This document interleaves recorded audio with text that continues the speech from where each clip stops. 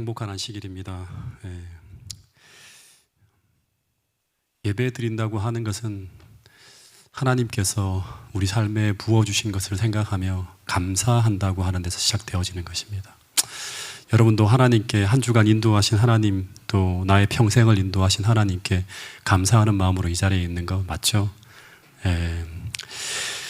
이제 12월까지 10월이 시작되는데 달력이 딱 석 장 남아 있습니다. 우리가 2021년도 남은 기간 동안 아직도 많이 있다고 생각하면 긴 시간인데, 그 기간 동안 올 한 해 우리가 하나님께서 이루시고자 하시는 것들을 이룰 수 있도록 남은 시간 동안 최선을 다할 수 있는 여러분과 저가 되었으면 좋겠습니다. 부지와 선지자 53장 초기의 사사들이라고 하는 그 장을 읽어보면 이스라엘 각 지파들이 이제 가나안에 정착한 후에 하나님께서 그 땅을 완전히 정복하라고 합니다.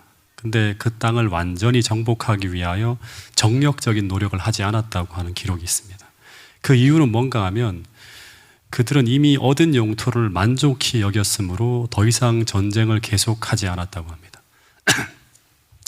그러면서 심지어 이 사람들은 어떤 일까지 하는가 하면 가나안인들과, 그러니까 멸망시키고 심판해야 될 그 가나안 민족들과 동맹을 체결합니다.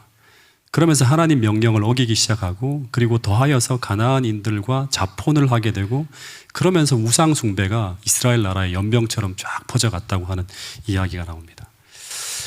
그러면서 사사기 6장을 보면 이스라엘 백성들이 그 여호와의 목전에서 악을 행함으로 이스라엘 역사가 어떻게 바뀌어지는가 하면 정상적이지 않은 상황으로 바뀌어져 갑니다.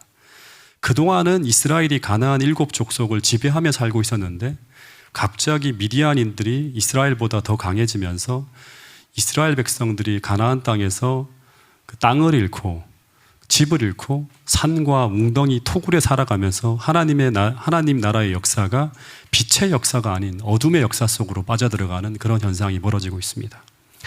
그래서 사사기에 보면 사사기 시대 이스라엘 외부에서 벌어지는 모든 고통의 원인은 사사기 6장 1절을 보면 이스라엘 자손이 여호와의 목전에서 악을 행함으로라고 하는 데서부터 시작되어져요. 다시 말해서 언약이 깨어졌으므로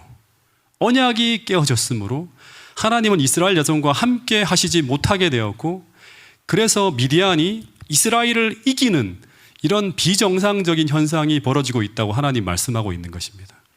그래서 이 상황을 바꾸려면 이스라엘 자손이 다시 하나님께로 돌아가야 하는 것입니다.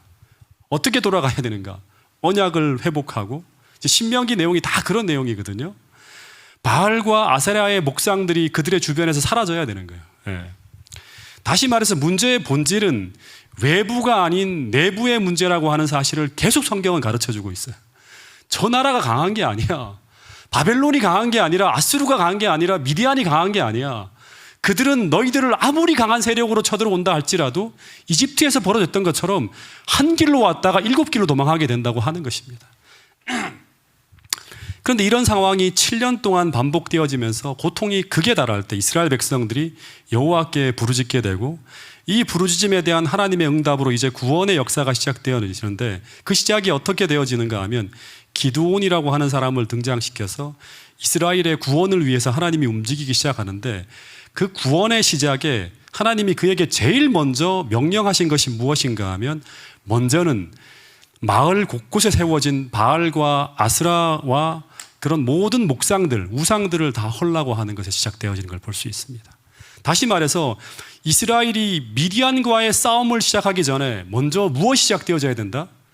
개혁이 시작되어져야 한다고 하는 거예요. 이 개혁이라고 하는 것이 무엇인가 하면 먼저 눈에 보이는 미디안이라고 하는 외부의 적이 아니라, 먼저는 이스라엘 내부에 깊숙이 침투해 들어온 이 바알과 아세라라는 그들을 무력하게 만드는 그 내부의 적을 정복하는 데서부터 시작되어진다고 하는 거예요.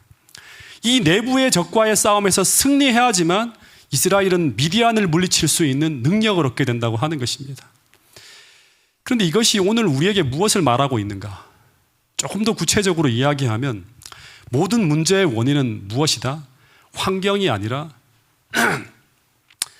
나라고 하는 거예요. 내 안에 있다고 하는 거예요. 여러분, 이거를 꼭 깨닫고 돌아갔으면 좋겠어요. 왜 나의 남편이 저 모양이지? 왜 우리 아이들이 이렇지? 왜 우리 교회는 이 모양이지? 이런 모든 생각들은 오늘 우리의 문제를 해결하는 데 도움이 안 된다고 하는 것입니다. 오늘 우리가 우리 삶에 나타나는 고통의 문제를 진정 해결하고 싶다면 이제는 우리의 눈을 말씀을 통해서 돌려야 돼요. 그리고 그 개혁의 시작점이 변하지 않는 환경과 변하지 않는 가족과 변하지 않는 이웃과 변하지 않는 교회가 아니라 그 모든 문제의 원인은 변하지 않은 나로 보기 시작해야 된다고 하는 것입니다. 즉 하나님 말씀 앞에 굴복하지 않는 나, 하나님을 의지하지 않고 있는 나, 하나님의 언약에서 멀어지고 있는 나에게서부터 시작되어야 된다고 하는 것을 인정할 때부터 변화가 시작되어진다고 하는 것입니다. 그리고 그런 나를 개혁하는데 오늘 우리가 성공할 수 있다면, 거기서 변화가 시작될 수만 있다면 이제 그 변화의 파도를 타고 나와 관계된 모든 환경이 변화되어지는 역사를 우리는 보게 될 것이라고 하는 것이 사도행전의 역사나 성경의 모든 개혁의 역사에서 보여주는 진실이라고 하는 것입니다. 여러분, 그래서 오늘 내 안에서 벌어지는 이 내부의 적과의 싸움에서 오늘 우리가 하나님의 은혜로 승리할 수 있는가에 오늘 그리고 나와 관계된 공동체의 운명이 달려있다고 하는 사실을 꼭 기억하시고 오늘 이 순간부터 개혁의 싸움을 시작하시고 하나님의 은혜로 승리할 수 있는 파주중앙교회 모든 성도들이 될 수 있기를 간절히 바라겠습니다. 마찬가지로 오늘 이스라엘의 주인이 우상이 아니라 하나님께서 이스라엘의 주인 되는 그 자리에 다시금 돌려드릴 수 있는가 하는 것에 이 미디안과의 싸움의 성패가 달려있다고 하는 것입니다. 그런데 이제 이 기드온이 이 치열한 내부의 전투 속에서 드디어 오브라에서 우상이 무너지기 시작하고 이스라엘이 여호와를 향해 돌아가려는 움직임이 막 시작될 때, 그리고 그 개혁의 물결이 이제 이스라엘 전역으로 막 번져가려고 할 때, 그때 이것을 막기 위한 사단의 움직임이 시작되는데, 그것은 바로 사사기 6장 33절에 보면 이제 이런 이야기가 나옵니다. 그때 어떤 일이 벌어졌는가 하면 미디안 사람과 아말렉 사람이 13만 대병력을 이끌고 쳐들어오는 것입니다. 그러니까 이거를 이제 오늘 종말의 계시록과 연관시키면 하나님의 백성들이 하나님의 계명과 예수의 믿음으로 무장하면서 하나님의 말씀으로 돌아가려고 하자 어떤 일이 벌어지죠? 용이 분노하여 돌아가서 그 여자의 남은 자손, 곧 하나님의 계명을 지키며 예수의 증거를 가진 자들로 더불어 싸우려고 바다 모래같이 쫙 몰려오는 거예요. 실제로 사사기 7장 12절에 보면 미디안과 아말렉과 동방의 모든 사람들이 골짜기에 누웠는데 메뚜기의 많은 수와 같고 그들의 낙타의 수가 많아서 뭐와 같다? 해변에 모래같이 많은 숫자처럼 이렇게 보였다고 이렇게 표현하고 있습니다. 그러니까 어마어마한 세력이 이스라엘을 향해서 분노하면서 포위하여 공격하려고 준비하고 있는 것입니다. 근데 이때 이 기드온은 이제 전쟁을 피하여 더 이상 숨는 것이 아니라 하나님의 군대를 모으기 시작합니다. 그래서 이 기드온이 하나님을 향해서 의의 깃발을 높이 들고 여호와의 전쟁을 위해 일어설 때 성령의 기름이 부어지고 이 전쟁을 위해서 군대를 모으기 위한 나팔을 불기 시작합니다. 근데 이때 이 조국을 구하겠다고 자원하여 나선 숫자가 얼마인가 하면 3만 2천 명이 모였다고 합니다. 여러분, 3만 2천 명 꽤 많이 모이지 않았나요? 이 3만 2천 명의 군사를 보면서 기드온이 어떤 생각을 했을 것 같습니까? 여러분, 원래 이스라엘 군대는 민수기에 보면 20세 이상 전쟁에 나갈 자들이 몇 명이었죠? 원래는 몇 명이 모여야 되죠? 전쟁이 터지면 민수기에 보면 20세 이상 전쟁에 나갈 자들이 몇 명이 모여야 돼요? 60만 대군이 모여야 돼요. 근데 거기에 비해서 20분의 1 정도가 모인 것입니다.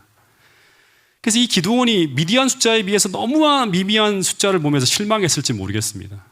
그래서 4배나 더 많은 군대를 상대해 싸워 이겨야 되는데 이제 어떻게 전쟁을 치러야 될지 다음 스텝을 물어보기 위해서 기도하기 시작하는데, 그때 하나님께서 기드온에게 뭐라고 하셨는지 한번 들어보면 좋겠습니다.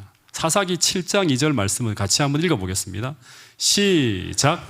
여호와께서 기드온에게 이르시되 너를 따르는 백성이 너무 많은즉 내가 그들의 손에 미디안 사람을 넘겨주지 아니하리니 이는 이스라엘이 나를 거슬러 스스로 자랑하기를 내 손이 나를 구원하였다 할까 함이니라. 여기 보면 여호와께서 기드온에게 이르시되 너를 쫓는 백성이 너무 많은즉, 미디안에 진짜 어떻게 보면 3분의 1, 4분의 1 정도밖에 안 되는 너무나 적은 숫자에 불과한데, 그래서 그 하나님께서 너무나 적은 숫자인데도 불구하고 뭐라고 하는가 하면 내가 그들의 손에 미디안 사람을 붙이지 않겠다고 하는 거예요. 너무 많아서 숫자가. 그래서 더 숫자를 줄이지 않으면 하나님이 도와주지 않겠다고 하는, 하나님께서 함께 하시지 않겠다고 하는 거예요. 근데 그렇게 하는 이유는 뭔가 하면 이스라엘이 나를 거스러 자긍하기를 내 손이 스스로 나를 구원하였다 할까 함이라, 그런 이제 표현을, 그런 말씀을 하셨습니다. 근데 이 말씀이 무슨 말인가 하면 하나님이 숫자를 더 줄이지 않으면 이 전쟁에 하나님께서 개입하지 않겠다고 하는 거예요. 이 말은 이제 기드온에게 이런 말씀을 하시는 거예요. 이 전쟁을 하나님께서 직접 진두지휘하도록 너는 이 전쟁의 모든 방법을 온전히 어떻게 알아? 나에게 넘기라고 하는 거예요. 그러니까 이 전쟁이 여호와의 전쟁이 되게 하라고 하는 거예요. 여러분, 이게 바로 뭔가 하면 믿음으로 이 문제를 해결하기 위해서 하나님께서 개입할 수 있도록 믿음을 보여달라고 하는 거와 똑같은 거예요. 근데 이 전쟁이 여호와의 전쟁이 된다고 하는 것은 무엇을 말하는가 하면 이 전쟁의 승리를 통해서 하나님의 영광이 드러나고 하나님께서 영광을 받으시는 전쟁이 되게 하라고 하는 거예요. 이게 굉장히 중요한 것입니다. 이게 굉장히 중요한 거예요.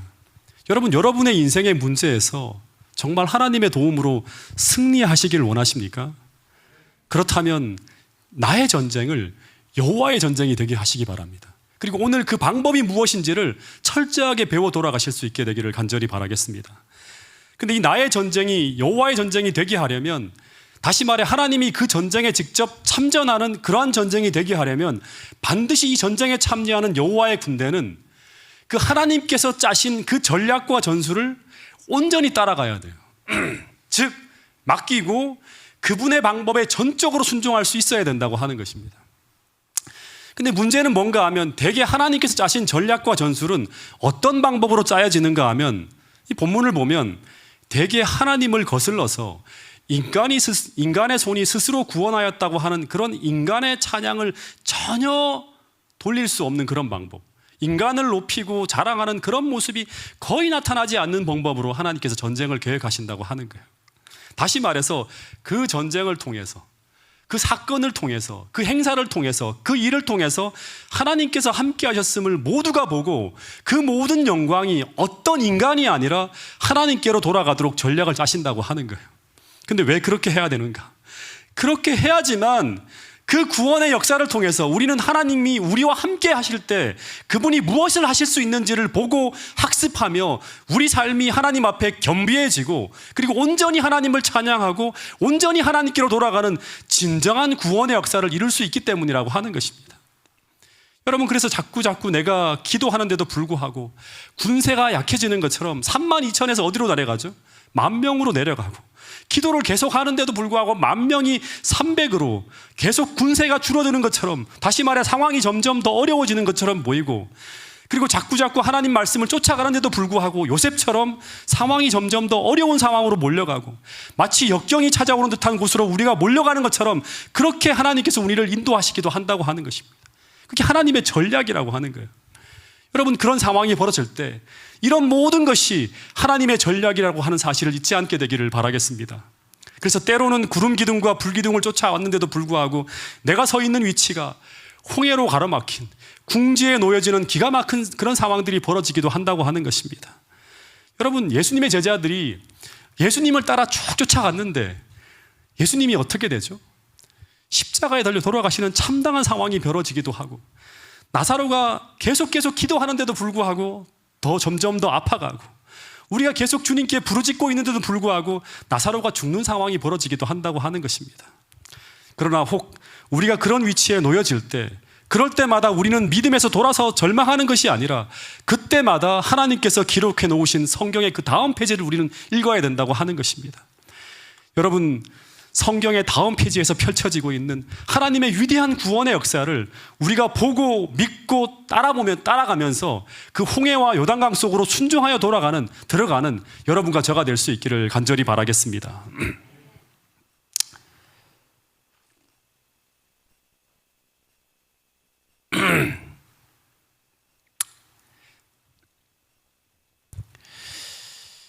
어쨌든 이 군대로는 사람이 너무 많아서 전쟁을 못 하시겠다고 하셔서 그러면 어떻게 숫자를 줄일까요? 하고 기드온이 물었더니 하나님께서 첫 번째로 말씀하시는 게 뭔가 하면 두려워 떠는 자들은 다 돌려보내라고 하는 거예요. 사사기 7장 3절을 한번 같이 읽어볼까요? 같이 한번 읽어보겠습니다. 시작. 이제 너는 백성의 귀에 외쳐 이르기를 누구든지 두려워 떠는 자는 길라산을 떠나 돌아가라 하라 하시니 이에 돌아간 백성이 22,000명이요 남은 자가 10,000명이었더라. 예, 두려워 떠는 자를 돌려보내니 이에 돌아간 사람들이 22,000명이 돌아갔다고 합니다. 그러니까 한꺼번에 3분의 2 정도의 숫자가 쫙 빠진 거예요. 근데 이들이 왜 돌아갔을까요? 기드온이 군사를 모으는 나팔을 불 때 어떤 사람들이 이 나팔 소리를 듣고 몰려왔는가 하면 기드온과 함께하는 하나님을 보면서 진짜 나라를 구하기 위해서 신념을 가지고 나온 여호와의 군사도 있었을 것이지만 또 한편으로는 어떻게 나오는가 하면 분위기에 이끌려 나오거나 아니면 친구 따라 강남 간다고 하면서 따라 나온 사람도 있었을 거예요. 다시 말해서 32,000명 안에는 뭐가 있다? 두 무리가 있다고 하는 거예요. 그러니까 으쌰으쌰 하면서 모이는 분위기를 탈 때는 다 똑같이 조국과 민족을 위해서 하나님을 위해 싸우기 위해 하나님의 군대로 나선 것처럼 보입니다. 근데 으쌰으쌰 하는 분위기가 사라지고 난 후에 이들이 이제 실제로 행군해서 그 고통스러운 전장 속으로 들어갈 때 다시 말해서 어디까지 가는가 하면 하롯셈 근처에 진을 칠 때 보면 이제 그 진 바로 맞은편에 누가 있는가 하면 이스라엘의 거대한 군세가 보이기 시작해요. 예, 바로 눈앞에 펼쳐지는 거예요.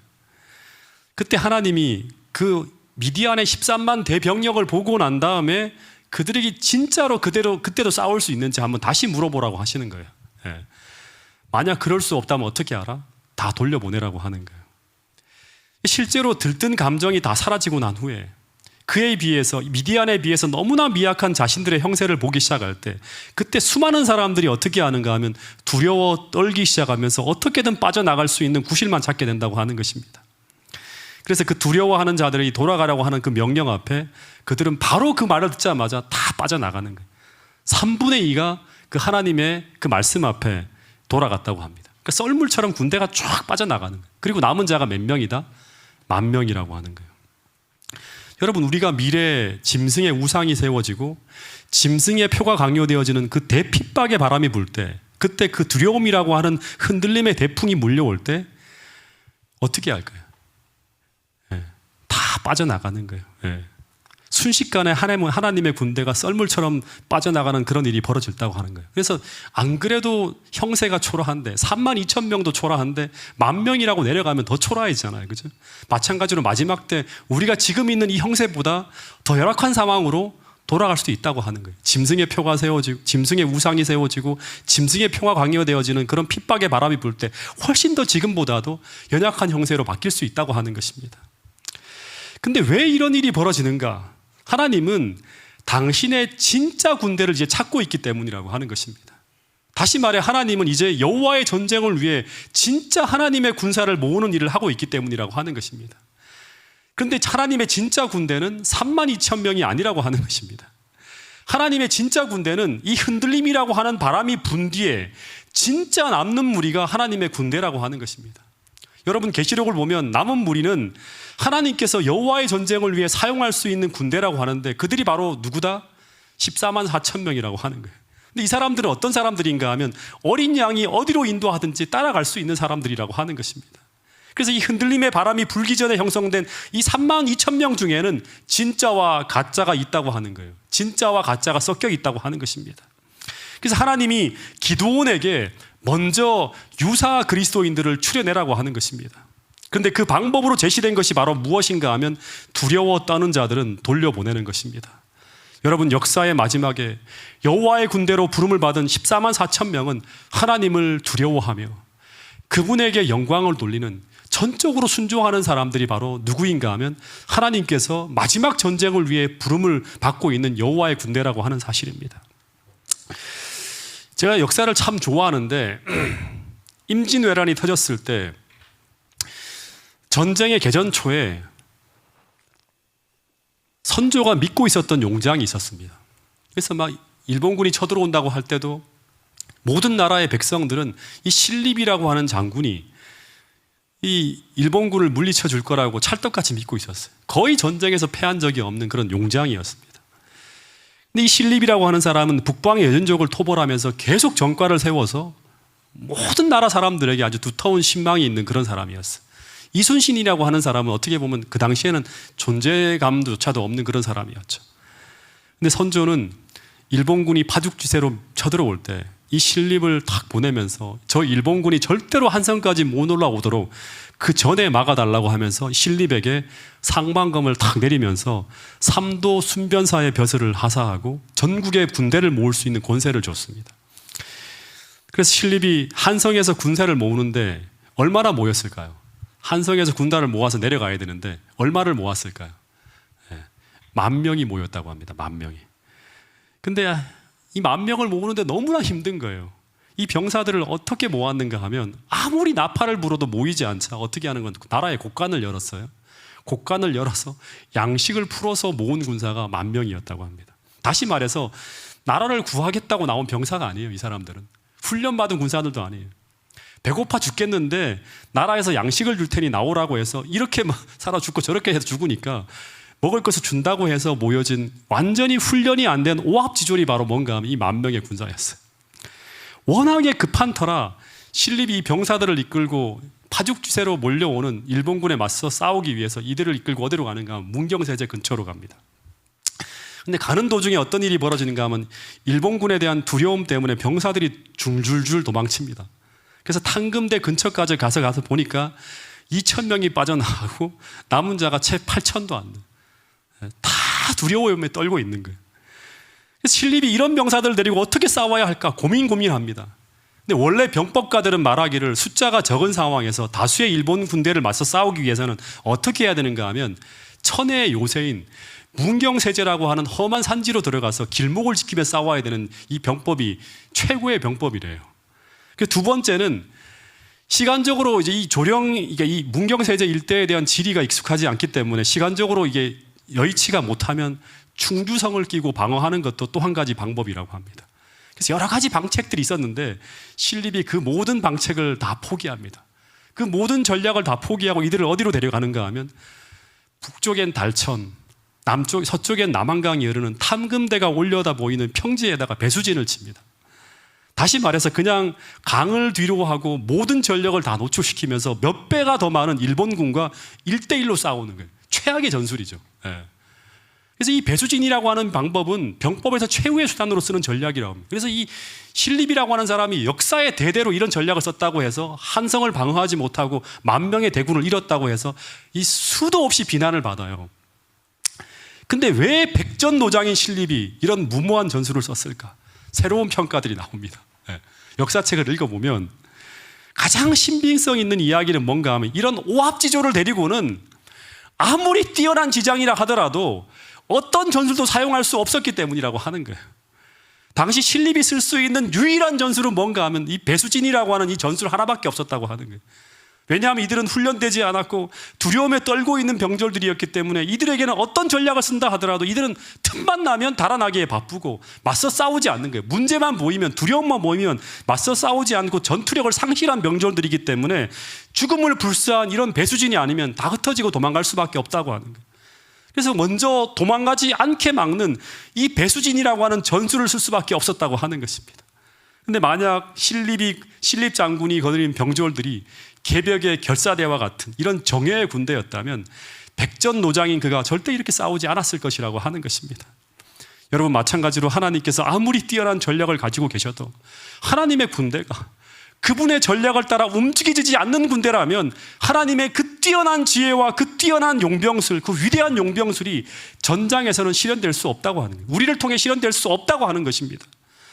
그래서 하나님의 전쟁터에 싸울 하나님의 군대에는 이 32,000이라는 숫자가 중요한 것이 아니라 단 한 명이라도 진짜 예수의 믿음을 가지고 하나님을 따를 수 있는 하나님의 진짜 용사가 필요한 것입니다. 하나님의 말씀으로 무장되어지고 하나님께서 어떻게 싸우시는지 그 전략을 이해하고 이 예수님의 눈빛만 받으라도 무엇을 원하는지를 알고 그분의 뜻대로 움직일 수 있는 그런 사람, 그런 용사가 이 마지막에 필요하다고 하는 것입니다. 여러분, 그래서 하나님은 이 흔들림이라고 하는 시험을 통해서 추리는 작업을 하고 있는 것입니다. 그래서 이들을 이끌고 이 미디안 대군이 바다 모래같이 펼쳐진 그 하룻샘 근처에 세우라고 하는 거예요. 그 세우고 그들을 시험해 보라고 하는 것입니다. 여러분, 그런데 성경을 보면 이 두려움이 몰려올 때 우리가 두려움에 떠는 것까지는 두려움에 지는 것이 아닙니다. 실제 두려운 상황 속에서 떨지 않는 사람은 아무도 없어요. 그 신이 아닌 이상은 떨지 않을 수가 없어요. 근데 그 두려움 때문에 순종이 멈추어지고 그 순종에서 돌아서는 것은 뭔가 하면 실패하는 거예요. 왜냐하면 순종하지 않으면 하나님께서 이루시고자 하시는 그 어떤 일도 그 어떤 역사도 우리에게 일어날 수 없기 때문이라고 하는 거예요. 여러분, 그래서 두려움이라고 하는 것은 뭔가 하면 오늘 우리를 통해 나타나야 될 그 믿음의 순종을 막기 위한 사단의 전략 중에 하나예요. 가장 무서운 전략 중에 하나라고 하는 것입니다. 여러분, 그래서 마지막 시대에 하나님께서 우리에게 전하는 메시지가 뭐죠? 하나님을 두려워하고 그에게 영광을 돌리라. 이 말씀은 하나님을 두려워하면서 그 어떤 짐승의 두려움, 어떤 세상의 두려움도 이겨내라고 하는 것입니다. 여러분, 실제 우리 삶의 많은 부분들이 이 사단이 던지는 이 두려움과 염려의 발목이 잡혀서 신앙의 전진이 멈추어버린 경우들이 너무나 많다고 하는 것입니다. 여러분, 실제 가데스 바니아에서의 이야기를 보면 하나님께서는 모세에게 뭐라고 하는가 하면 내가 너희와 함께 하고 있다고. 그래서 가나안을 향해서 전진하라고. 그래서 하나님 나라의 위대한 역사를 너희들이 세대에 이루라고 해요. 근데 그런 말씀을 하고 있는데 근데 결국 그들은 두려움의 발목이 잡혀서 순종하지 못하고 주저앉아 버립니다. 근데 왜 그랬을까요? 하나님은 그들의 전진을 막고 있는 그 안악 자손을 두려워하지 말라고, 하나님이 지금 너희와 함께 하실 것이라고 분명히 말씀했지만, 그러나 그들은 이 말씀에 대한 믿음보다 안악 자손에 대한 두려움이 더 컸기 때문이라고 하는 거예요. 여러분, 그래서 두려움이 하나님에 대한 믿음을 무너뜨릴 때 결국 순종은 불가능해집니다. 다시 말하면 전진이 실패한다고 하는 거예요. 그래서 그들이 그 믿음을 다시 만들 때까지, 그 두려움을 이겨낼 때까지 광야를 돌게 하시는 것입니다. 여러분, 여호와의 위대한 전쟁을 치를 하나님의 군사들은 그 두려움을 믿음으로 이겨낸 자들이라고 하는 것입니다.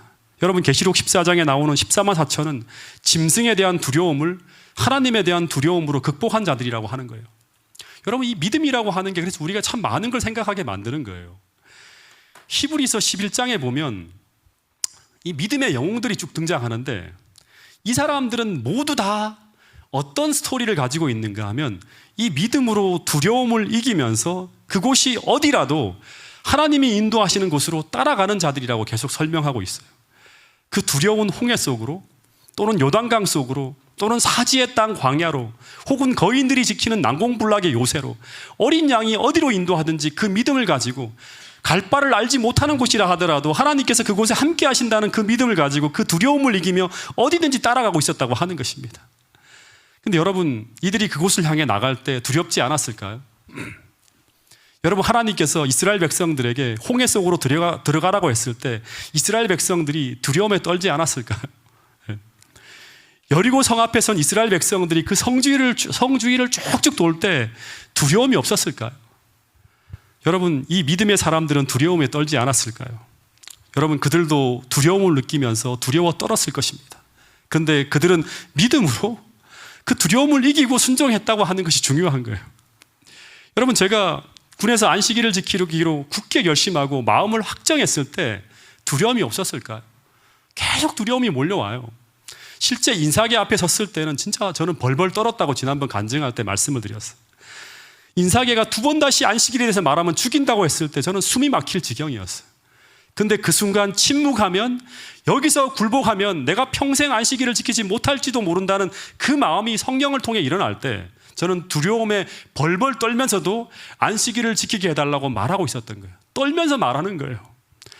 다시 말해서 저는 두려워 떨면서도 하나님 앞에 순종했다고 하는 것입니다. 그러자 길이 열리고 하나님의 영광스러운 역사가 제 인생에 나타났다고 하는 것입니다. 마찬가지로 이스라엘 백성들이 그 거대한 여리고 성 앞에 서고 하나님께서 그 성주위를 돌아라 했을 때 그들은 정말 두려움에 떨면서도 성을 돌았다고 하는 것입니다. 마찬가지로 홍해 속으로 들어가라고 했을 때 이스라엘 백성들은 아마 두려움에 떨며 들어갔을 것입니다. 그러나 성경엔 그들이 어떻게 그 성을 돌았는지, 어떤 마음으로 홍해 속으로 들어갔는지는 기록하지 않았습니다. 근데 중요한 것은 그들이 그 성을 순종해서 돌았다고 하는 것입니다. 그리고 그들이 홍해 속으로 순종해서 들어갔다고 하는 거예요. 다시 말해 그것은 그들이 그 두려움을 예수의 믿음으로 극복했다고 하는 이야기를 말하고 있는 것입니다. 여러분, 그런데 그 두려움을 이기고 성을 돌았을 때 그 성은 무너지는 것입니다. 두려움을 이기고 홍해 속으로 들어가야지만 홍해가 갈라지는 것입니다. 다시 말해서 그들이 가데스 바네아에서 정말 두렵지만 그 두려움을 이기고 가나안을 향해 전진해야지만 가나안을 정복하시는 하나님의 역사를 볼 수 있는 것입니다. 두렵지만 인사계 앞에서 입을 열어야지만 중대장의 마음을 움직이시는 위대한 하나님의 역사를 볼 수 있다고 하는 것입니다.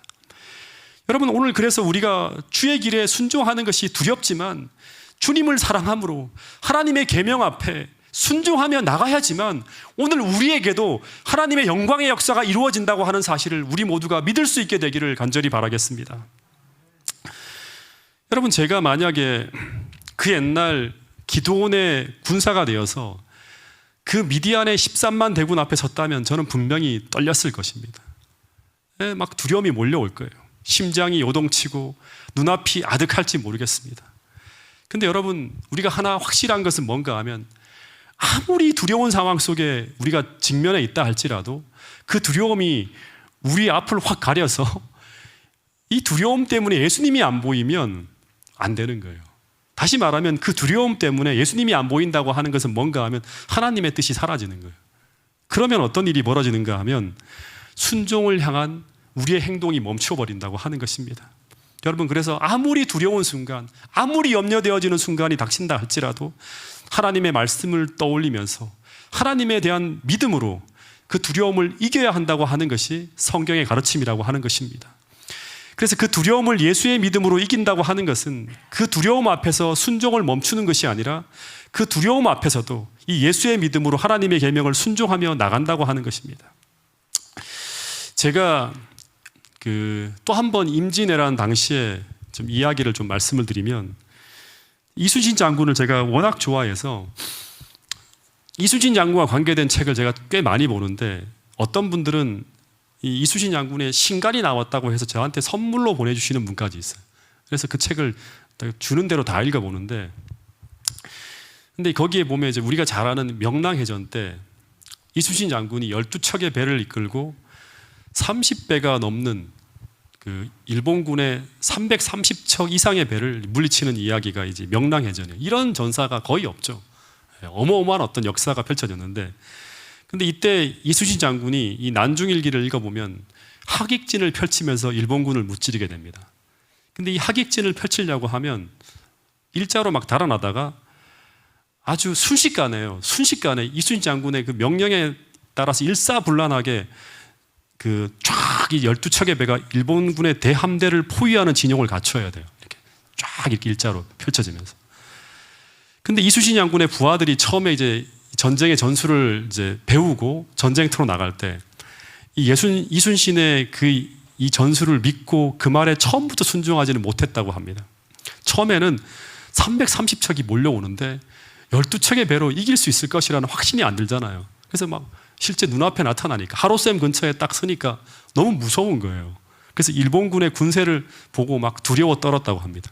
그래서 처음에는 이순신 장군과 함께 나가지 못하고 뒤로 물러섭니다. 근데 나중에 이순신 장군이 호통을 치면서 나오지 않으면 나중에 다 군율로 다스리겠다고 하니까 그 이순신 장군의 호통에 무서워서, 다시 말하면 일본군보다 더 무서운 게 뭐예요? 이순신 장군이 더 무서운 거예요. 그래서 두려워 떨면서도 앞으로 나가면서 그 명령에 순종했다고 합니다. 그래서 이순신을 온전히 믿고 이 12척의 배를 가지고 일사불란하게 대오를 형성해 싸울 때 이 수백 척의 외선들이 막 울돌목으로 유인해 들어올 때 그걸 일사불란하게 하객진을 탁 펼쳐서 이걸 가두고 박살을 내는 기적 같은 일이 만들어집니다. 근데 만일 이 12척의 배 중에서 이순신의 전략에 순종하지 못하는 배가 단 한 척이라도 있었다면 그 한 척의 빈틈과 공간을 일본군에게 내줬다고 하면 어떤 일이 벌어져요? 하객진이 무너져요. 파괴되어져요. 그러면 완전히 이제 이 일본군을 가두고 싸우는 여기서 실패하게 되면 지는 거죠. 그래서 그 극소수의 배들이 일치단결하여 싸울 때 이 12척의 배로 330척의 배와 맞서 싸웠는데, 난중일기의 기록에 의하면 이순신 장군의 배는 단 한 척도 파괴되지 않습니다. 피해는 뭔가 하면 이순신 장군이 탄 배에 전사가 2명, 그러니까 조총에 맞아 죽은 사람이 단 2명, 예. 그러니까 명랑이라고 하는 그 영화는 조금 약간 좀 이렇게 왜곡되는 면들이 많겠죠. 2명밖에 죽지 않고 부상이 3명이라고 합니다. 그리고 전체적으로는 100명 안쪽에 피해가 있었다고 합니다. 그리고 단 한 척의 배도 파손되지 않았는데 일본 측의 피해는 33척의 배가 좀 다 완파되어졌어요.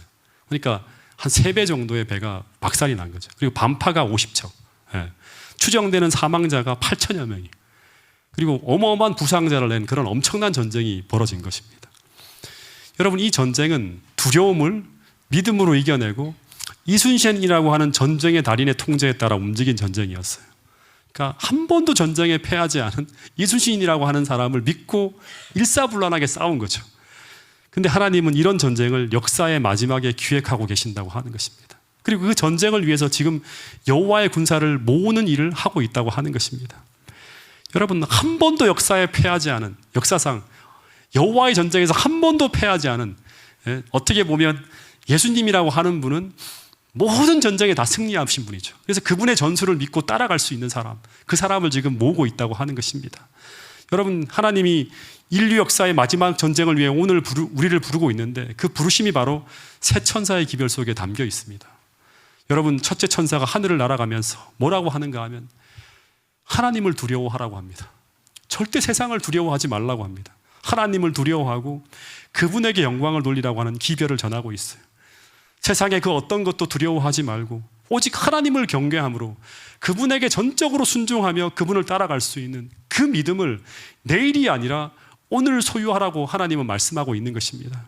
그런데 이런 여호와의 군대가 만들어질 때 하나님은 마치 기드온의 300명의 군대가 미디안의 13만 대군을 초토화시키는 것처럼 바벨론을 무너뜨리기 위한 전쟁을 벌이시게 된다고 하는 것입니다. 마치 어둠이 칠흑같이 깊은 그 밤에 역사의 가장 어두운 시기에 이 300명의 군대는 항아리 속에 횃불을 담고 산을 오르게 됩니다. 그런데 이 세상 꼭대기에서 항아리가 깨어지고 그 횃불이 빛날 때 미디안의 13만 대군이 일대 소동이 일어나면서 스스로 무너지게 돼요. 마찬가지로 역사의 마지막에 이 소수의 300명의 소동에 바벨론이 무너지게 되고 예수님이 재림하실 수 있는 길이 열리게 된다고 성경은 이야기하고 있습니다.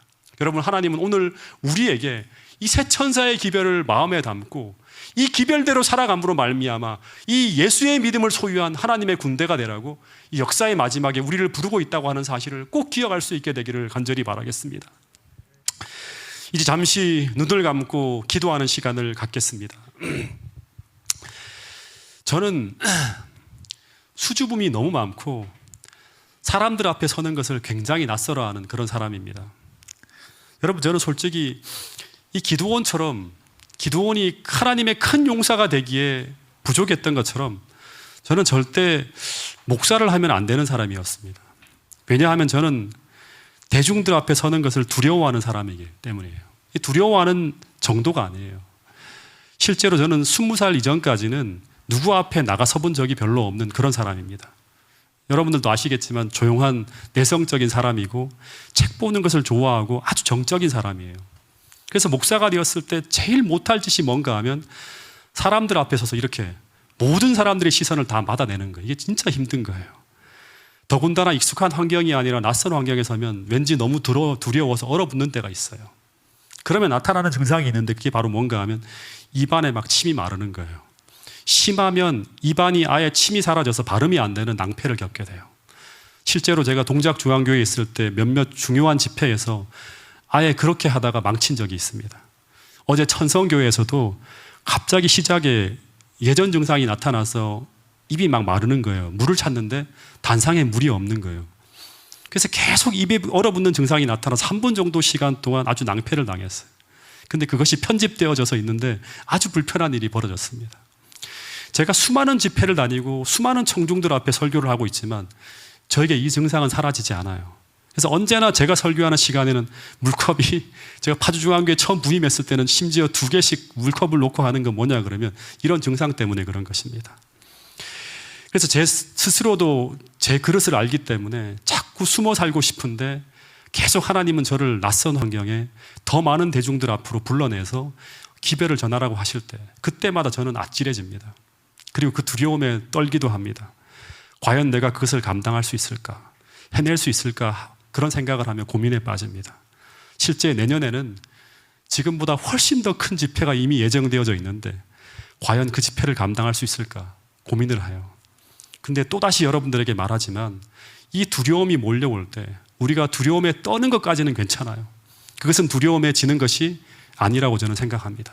그런데 문제는 그 두려움 때문에 순종해서 돌아서는 것은 뭐다?